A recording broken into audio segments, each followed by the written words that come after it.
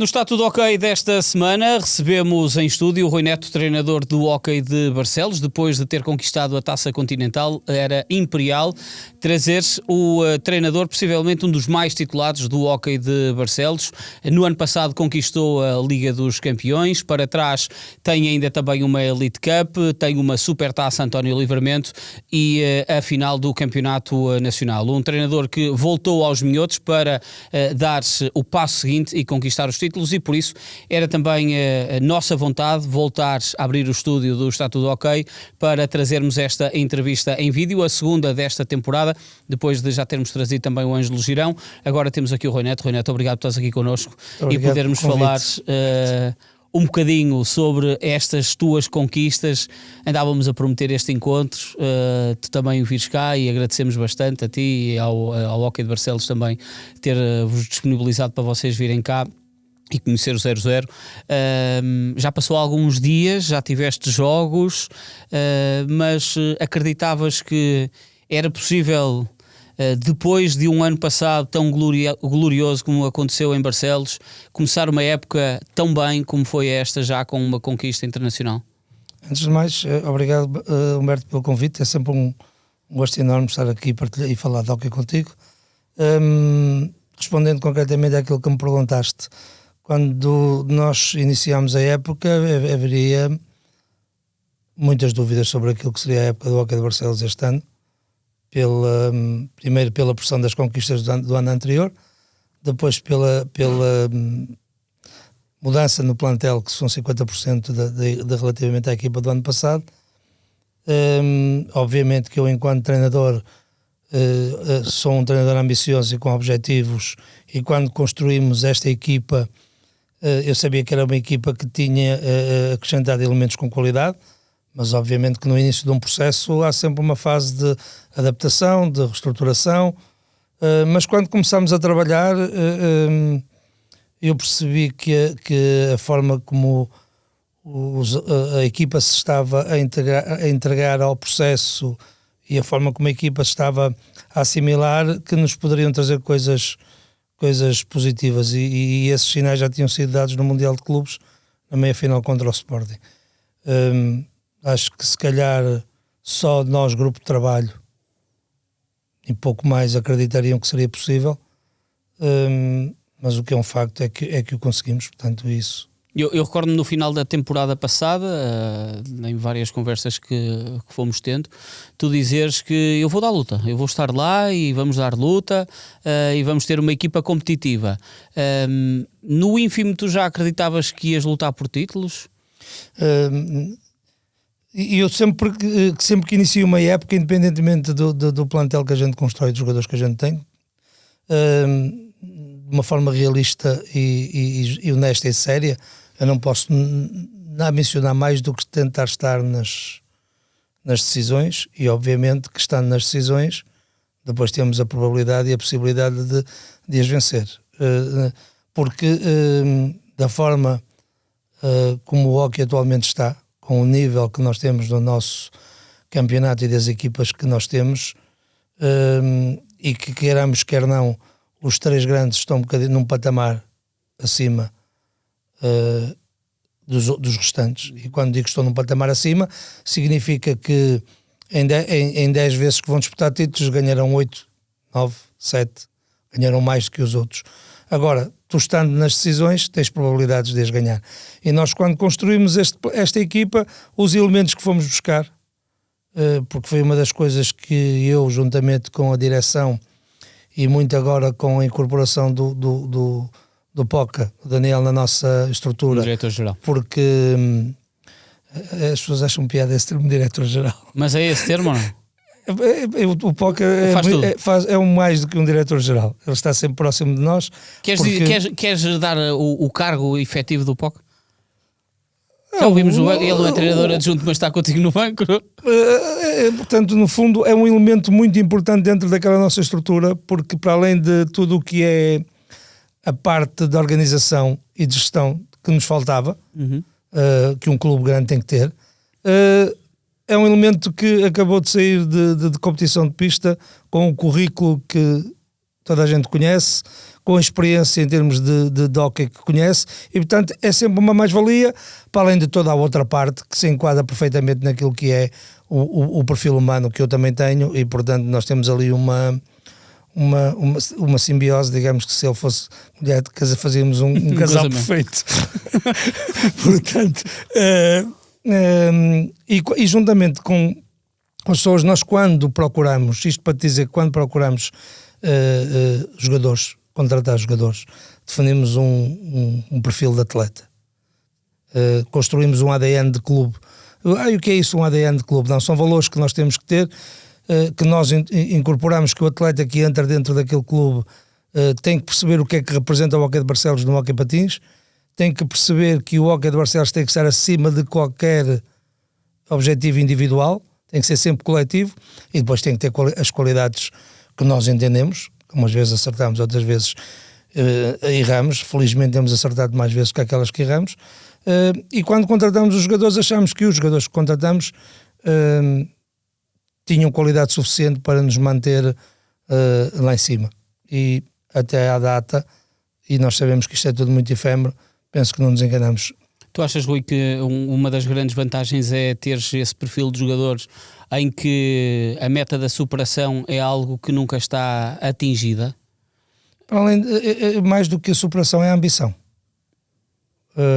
Porque repara, nós fomos buscar, o Carlitos já tinha passado por um clube grande, mas que não tinha tido minutos, mas que eu achava e que eu acho que ele tem umas enormes potencialidades como atleta, e ainda é um jovem, mas que precisa de crescer em determinados aspectos, e que acho que é o clube ideal para crescer.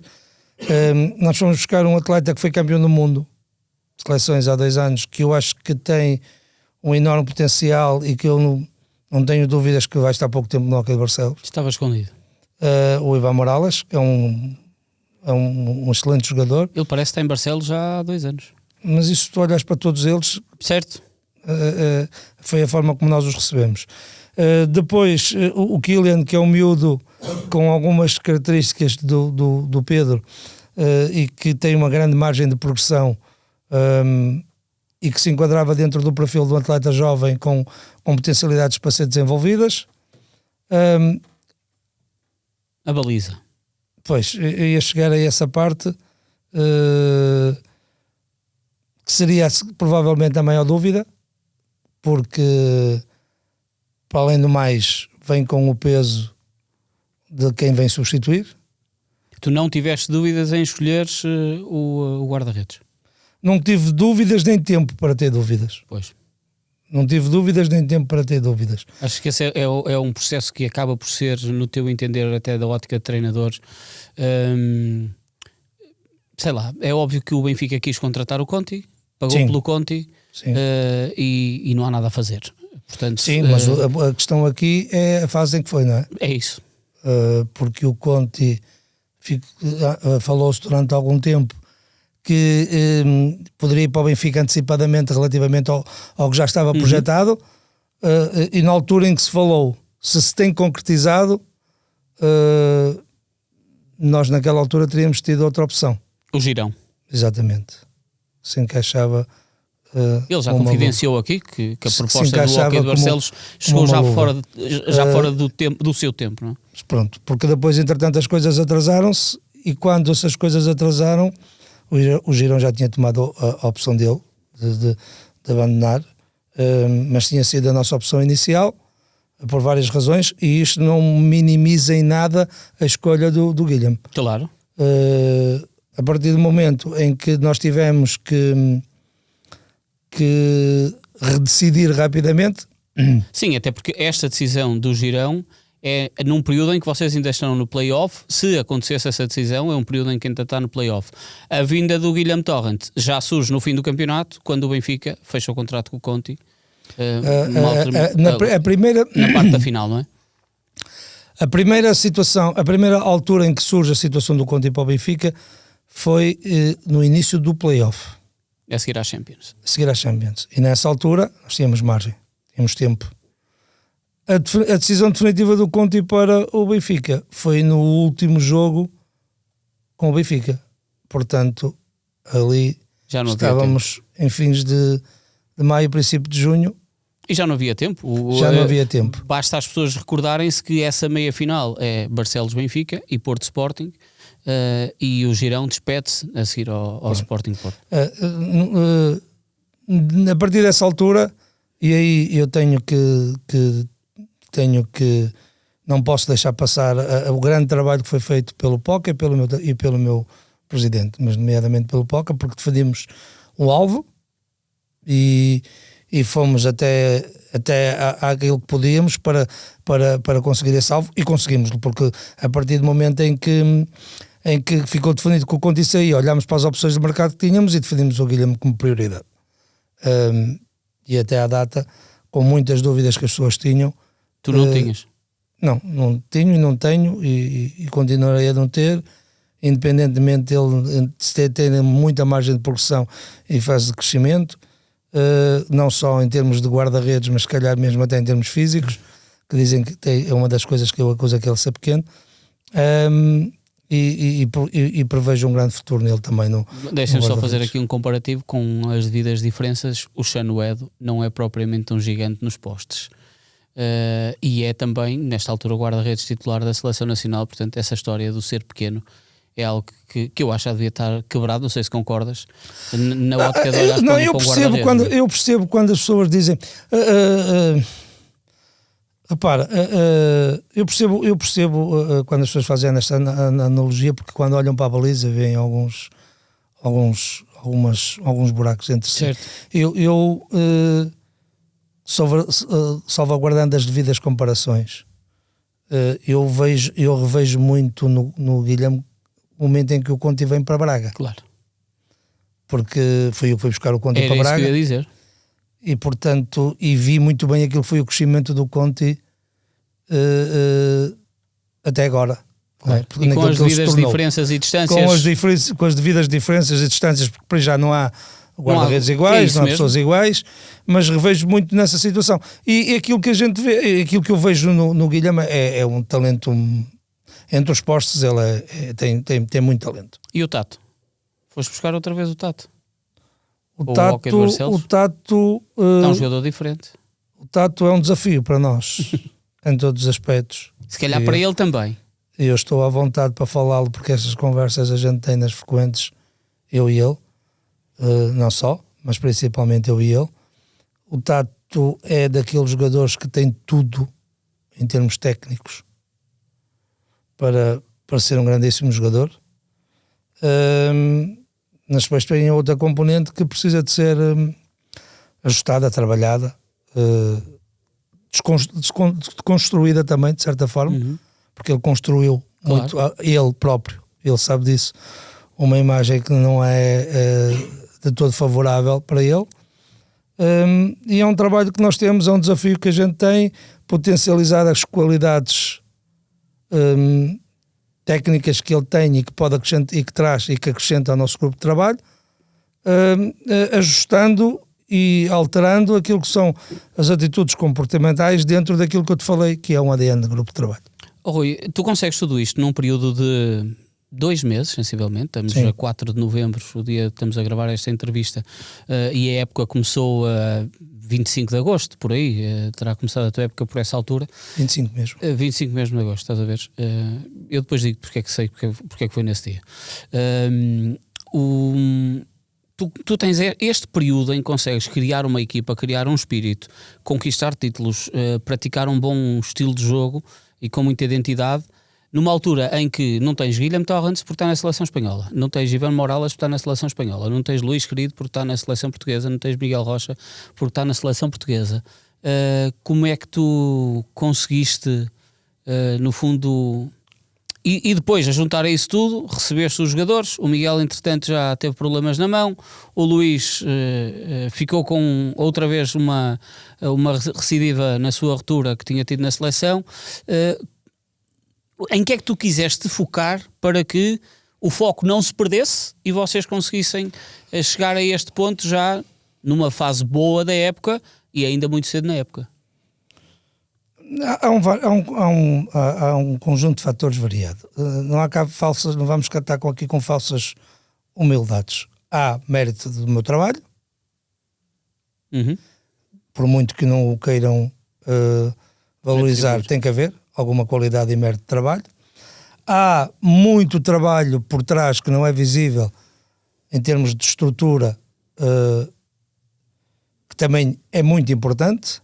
Há muito trabalho por trás do POCA também que não é visível ou pouco visível, que também é muito importante. E depois há o acreditar da parte dos atletas, que, conforme te disse, vêm com objetivos, com grandes ambições, vêm com grandes objetivos. A mensagem passa, porque isto, tu podes ser o melhor treinador do mundo em termos técnicos e táticos, mas se a mensagem não passar, não há volta a dar-lhe. Ou seja, nós hoje estamos um bocado reféns daquilo que os atletas querem fazer ou não querem fazer. E isto mas acho que é assim, é transversal a todos os esportes. Mas é a fase que vivemos. Claro. É a mudança, percebo, a mudança dos tempos. Sim, é isso que eu estou a querer dizer. Mas eu percebo que num grupo pequeno ou num desporto pequeno, sim, é mais difícil de tu controlares.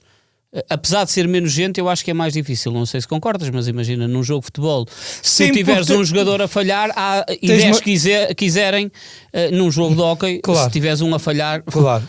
A partir do momento em que tens 10 atletas e todos eles são convocados para os jogos, depois podes pô-lo a jogar ou não, podes obviamente, nesse aspecto, sim.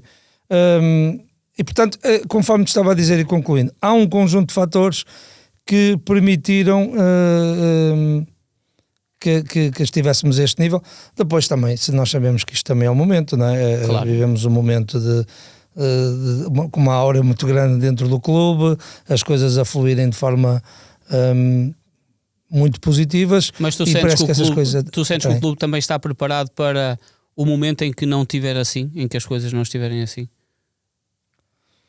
Não te consigo responder de forma 100% fiável essa pergunta, porque quando a gente se habitua a comer carne de primeira, depois tem alguma dificuldade em fazer o processo. Ou seja, as pessoas habituaram-se num passado muito recente a títulos, e agora a exigência já é sempre querem títulos, querem conquistar coisas. Não é fácil, é muito complicado. Tu vais começar agora a defender uma Champions. Sim, mas aquilo que o ano passado nós conseguimos, eu não vou dizer que é extremamente difícil de ser repetido, porque o ano passado, mais do que a conquista da Champions, que obviamente culminou com o último jogo, foi o trajeto todo que a gente teve até à final. Portanto, e é isso que eu te digo, que é muito difícil de ser repetido. Obviamente que se nós tivemos aqui na ressaca à Champions o Luís e o Conti, que diziam que um ponto muito importante terá sido a forma como o Paul vos quase capitalizou a todos em França, naquela eliminatória com o Lavanderne e o Sporting. Sim, não é segredo,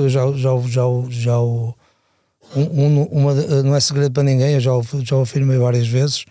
Às vezes a gente perceber o que é que tipo de fatores é que te podem alterar toda uma situação em concreto. Nós tínhamos vindo de um jogo paupérrimo contra o Porto, 15 minutos na Elite Cup, finais muito maus, desastrosos, que nos fez avolumar um resultado que deixou muitas marcas num grupo, e o Paulo chega na segunda-feira e parece que chegou com uma pressão mágica.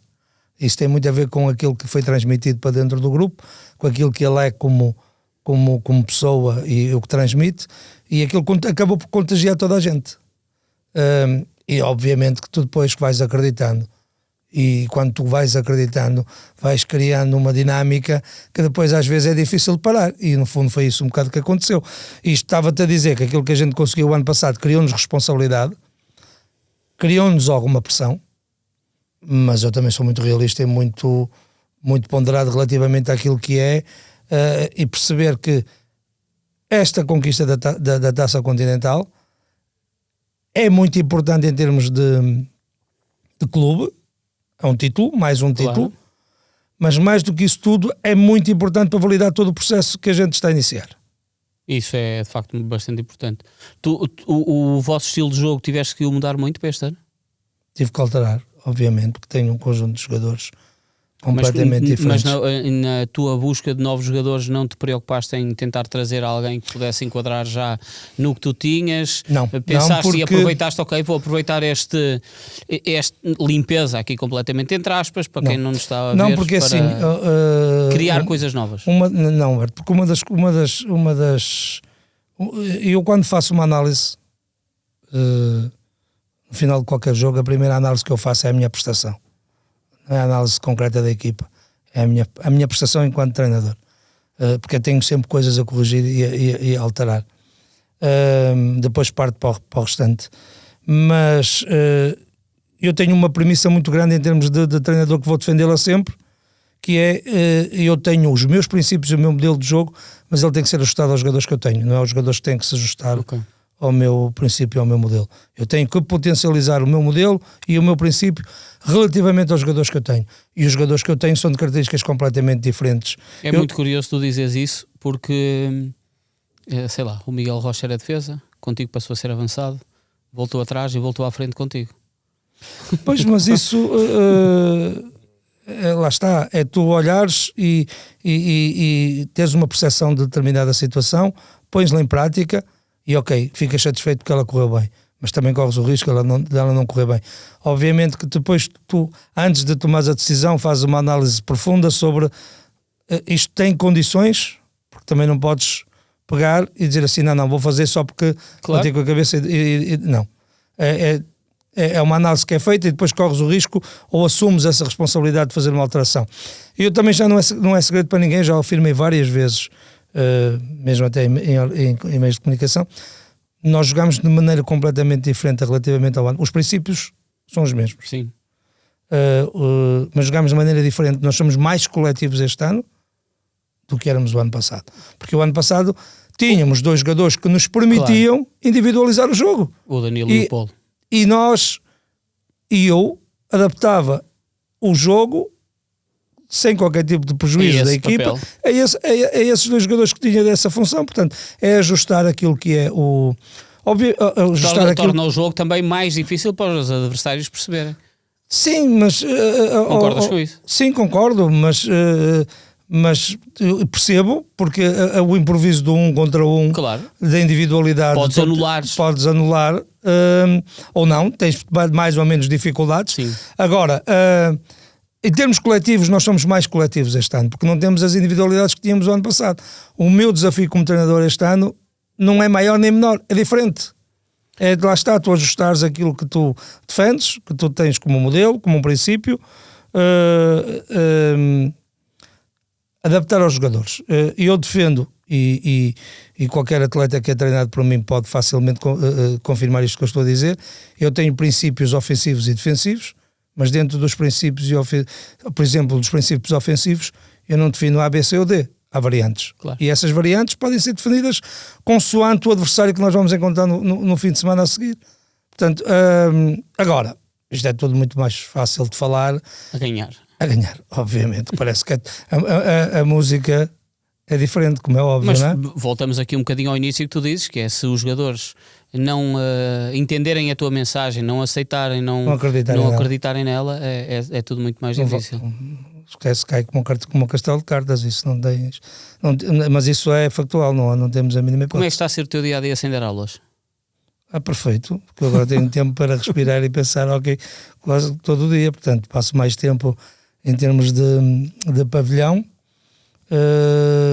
mas tenho tempo para pensar nas coisas de forma diferente. O clube também deu um salto enorme qualitativo em termos de infraestruturas de trabalho em um curto espaço de tempo, mais um trabalho que não é visível, mas que é extremamente importante. Eu passei a ter um gabinete técnico que não tinha para trabalhar, com condições, passámos a ter um ginásio dentro do pavilhão que não tínhamos e que isso nos faz poupar imenso tempo em termos de gestão de trabalho de pavilhão, portanto, e passámos a ter outras pequenas coisas que são muito importantes no dia-a-dia, que nos aproximam um bocadinho dos clubes grandes. Depois, quando ganhaste a Champions e também esta Taça Continental, o que é que disseram os teus craques da família? Pedro, o teu sobrinho Pedro, o teu filho Martim, o Gonçalo está sempre no pavilhão nestas e acompanha mais perto. Os outros estão mais distantes? Eles estão incondicionalmente comigo. Isso não tenho. Partilhamos aquilo que são as conquistas uns dos outros. Infelizmente, neste momento, mais eu e o meu sobrinho. Mandamos sempre mensagens um ao outro. Um é campeão do mundo, o outro é campeão da Europa. Eu mandei-lhe uma mensagem antes da final do jogo com a Paris Saint-Germain a dizer que as finais jogam-se para ganhar. Partilhamos e sentimos orgulho nas conquistas uns dos outros. Olha, tu já disseste várias vezes que és um treinador completamente diferente daquele que teve na primeira passagem do Barcelos para este que teve na segunda passagem do Barcelos. E eu quero saber que treinador é que tu és diferente desde a altura em que há 15 anos eras selecionador nacional com 43 anos e agora como treinador. Desde logo muito mais maduro,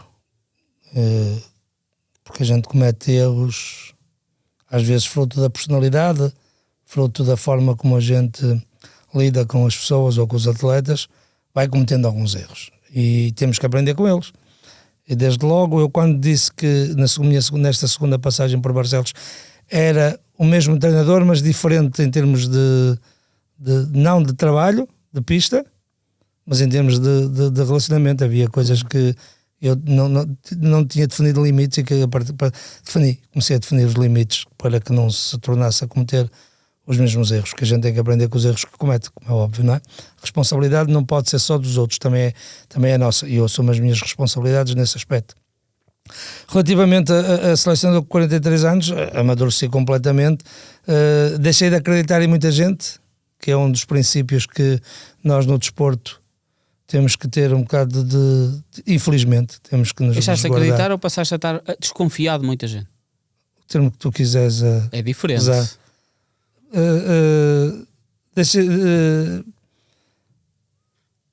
Porque uma coisa é não acreditar nas pessoas, não é? Outra coisa é estar desconfiado das pessoas. Não, eu não sou uma pessoa desconfiada. Eu não vivo com sombras. Okay. Não sou um treinador que vive com sombras, nem desconfiado. Se vir dois atletas sentados num canto a conversar, eu não vou estar desconfiado que eles estão a falar mal de mim. Não tenho esse tipo de qualquer tipo de problema, não. Deixei mesmo de achar que o mundo era todo azul e cor-de-rosa, não existe. Olha, são as cores do Barcelos. Mas deixei de acreditar nessas coisas, infelizmente. E se hoje te ligassem para tu ires outra vez para a Seleção Nacional? Se hoje me ligassem, eu tenho um pensamento muito próprio relativamente a isso, que vou partilhá-lo contigo, que é o seguinte: eu defendo que o hóquei patins tinha que dar o salto de ter um selecionador a tempo inteiro.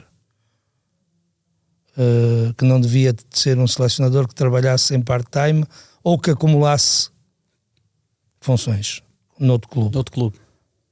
De todo defendo que isso não é o perfil desejado. Não é o perfil. Não deveria ser. Deveríamos dar esse salto qualitativo.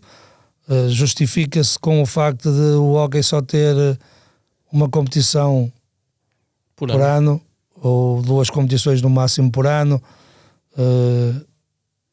Se calhar não sei se o handball também, não sei se tem mais competições por ano, o basquete não sei se tem mais competições por ano, o futsal com certeza tem, porque tem as fases de apuramento, mas teríamos que dar esse... O handball vai tendo também fases de apuramento, menores, mas vai tendo. Mas tinha que então arranjar alguma outra alternativa e um treinador e um selecionador devia trabalhar o tempo inteiro na federação até para poder desenvolver projetos e pensar no hóquei. E se não fosse só a Espanha a ter essa situação e tivéssemos vários mais selecionadores noutras seleções, poderíamos se calhar desenvolver todos um bocadinho mais o hóquei mesmo, fazendo trabalhos em conjunto. Não sendo possível, não me parece bem que o selecionador acumule um cargo num clube onde tem jogadores selecionáveis. Mas isso hoje em dia, em Portugal, tens todos, não é? Não tens todos. Poderás-me dizer que é mais expectável uns clubes do que outros. Mas... Não tens todos, porque eu acho que há gente qualificada e com capacidade para treinar a seleção e não tem necessariamente que estar nos 5 primeiros lugares, porque às vezes o estás num clube que luta pelos 5 primeiros lugares é uma questão de oportunidade, ou de alguém se lembrar, olha este, para vir treinar. Ou seja, há gente muito capaz a treinar, gerações novas a surgir com qualidade, em acumulação teria que ser uma pessoa que decididamente não tivesse jogadores potenciáveis a ser selecionáveis. Se tu nos tivesses que atirar aqui um jogador que tu achas que no teu plantel vai fazer coisas diferentes que as pessoas podem estar à espera esta temporada, arriscas-te a tirar um nome? Eu vou ter depois alguns problemas no meu balneário. Quando disser o nome, eles vão estar todos a olhar para mim. É assim, olha, eu prevejo-te que eu tenho potenciais jogadores que não vão estar muito tempo no Hockey de Barcelos, infelizmente. Pela qualidade. Pela qualidade que tem. Eu já te disse que temos todos os jogadores que fomos buscar, e os meus jogadores vão ser sempre os melhores jogadores do mundo. Acho que o Ivan Morales vai estar muito pouco tempo em Barcelos. É a minha previsão, oxalá eu esteja enganado. O presidente Hugo Ricardo blindou-os todos com cláusulas? O Hockey de Barcelos tem sido o clube das cláusulas ao longo dos últimos anos. Tato Ferrúcio, o Mena, recentemente o Conti, naturalmente. Mas essa é uma das premissas que uns clubes... Eu acho que é importante. Humberto, essa é uma das premissas que os clubes como o Hockey de Barcelos têm que ter como mais-valias. Claro que sim. Ou seja, estas conquistas, acima de tudo, fazem... Até porque, só um parênteses, não é muito comum no hockey isto acontecer. Não. Mas cada vez vai acontecer mais. A não ser que... Acho eu que deveria acontecer mais. Porque assim... Vou-te dizer isto de uma forma muito clara. Esta é uma das premissas que o Hockey de Barcelos tem e que deve tê-la sempre. Neste sentido, estas conquistas traz desde logo um benefício muito grande, que é tu não consegues chegar aos jogadores de topo porque não tens capacidade financeira para os contratar. E se tiveres, se calhar eles vão querer ir para o grande. Em igualdade de circunstâncias, ou não, já não sei se será tanto assim. E depois posso especificar isso se tu quiseres, mas também, por outro lado, permite-te, para quem está de fora, dizer assim, não, eu fui contactado pelo Hockey de Barcelos, ali eu sei que se tiver qualidade vou ser potencializado e estou à porta de vir para um clube grande com outros objetivos. Portanto, é mais fácil para nós também recrutar atletas, porque temos esta premissa, que há atletas que vêm e que rapidamente são potencializados e vão para clubes grandes. Portanto, isto tem os dois lados. E, obviamente, que clubes como o Barcelos, se estão a fazer um investimento no atleta, têm que se saber salvaguardar para poder ter algum retorno daquilo que é o investimento que fazem nos atletas. Sim, até porque depois fazem esse investimento, como tu já fizeste referência, o próprio Guilherme Torrance, o Hockey de Barcelos, teve que também investir para contratar. Sim, teve que pagar uma cláusula de rescisão também. Estava vinculado ao Igualado. Queres atirar o que é que seria uma época perfeita? Uma época perfeita era ser campeão nacional. Agora a mim faltam-me 2 títulos nacionais, é Taça Portugal e Campeonato Nacional. Já fiz 2 finais de Campeonato Nacional em play-off, sabendo que é muito difícil em clubes distintos. E com... O que eu acho que ainda é mais meritório são estágios diferentes teus como treinador, um numa fase muito prematura com 38 anos, 39, no excelente trabalho que fizeste na Juventude de Viana, e outro agora no Hockey de Barcelos. Eu acho que por vezes isso é pouco valorizado, porque estás a falar de 2 clubes que putativamente não estariam numa final do play-off, e portanto eu acho que é mesmo meritório. Cortando aqui a tua resposta Alberto, é assim, sabes, tu estavas a falar de uma situação que às vezes em off no meio do hockey, não só, que é a valorização dos trabalhos. Obviamente que tu no teu trabalho gostas de ser reconhecido por aquilo que fazes. Eu não fujo à regra, não sou diferente de ninguém, mas isso não me alimenta, absolutamente. Eu não vivo em função daquilo que os outros pensam do trabalho que eu faço. Eu tenho que chegar ao final do meu dia de trabalho de hockey patins, ou de uma época, de uma fim de uma época de consciência tranquila, que fiz tudo aquilo que que mas, tinha... Rui, puxaste com orgulho quando ganhaste a Liga dos Campeões, naturalmente, eu acho que fizeste bastante bem, a ideia de que já sou um treinador que ganha títulos. Sim, porque, repara, eu já tinha tido algumas finais. Claro. Eu como já tinhas ganho títulos. Eu como selecionador perdi um campeonato da Europa a 6 segundos do fim. Verdade. Eu cheguei a uma final do Campeonato Nacional com a Juventude de Viana, numa altura em que o Porto ia fazer o DECA. Eu tenho vou para a minha quarta época completa iniciada em Barcelos 7 finais, e não contando as Final Fours, não é? Porque tem a Final Four da Taça Portugal em Paredes e a Final Four da Liga dos Campeões em Matosinhos. E tu próprio, em determinada altura, questionas: sou o treinador do quase. Qual é a velha história de jogamos como nunca e perdemos como sempre. Ou chegamos lá quase, mas nunca chegamos. E obviamente que o que te traz notoriedade é conquista de títulos, não é o que vai à final e perde. Se a bola bate no poste, se falhas o penalti, o que fica, o registro é de quem ganha. E isso também eu nessa altura, aquilo que quis dar um bocado de ênfase, deixei de ser o treinador do quase, porque finalmente consegui ganhar. Portanto, e é importante, porque os títulos alimentam-nos também. Portanto, uma época perfeita seria Taça Portugal e Campeonato. Não, isso seria muito mais que perfeito. Muito mais que perfeito. Assim, Taça Portugal é um objetivo menos difícil de concretizar, porque está muito dependente dos sorteios, claro, e da fase de chegar. Mas Campeonato Nacional, convenhamos, é extremamente difícil. O ano passado nós estivemos muito próximos, chegamos, por mérito do Porto, chegamos também muito desgastados mentalmente à fase final do campeonato e fisicamente também. Tivemos próximos, mas nunca vamos rejeitar ou se tivermos a oportunidade, estaremos lá para lutar por isso. Ao bom estilo do Hóquei de Barcelos. Sempre de peito aberto e sem medo de carregar a cruz. Com muita resiliência. Sempre com muita resiliência, respeitando muito aquilo que são os adversários e a forma como se trabalha, porque se trabalha muito bem. Sabes, eu estou um bocado à vontade para falar.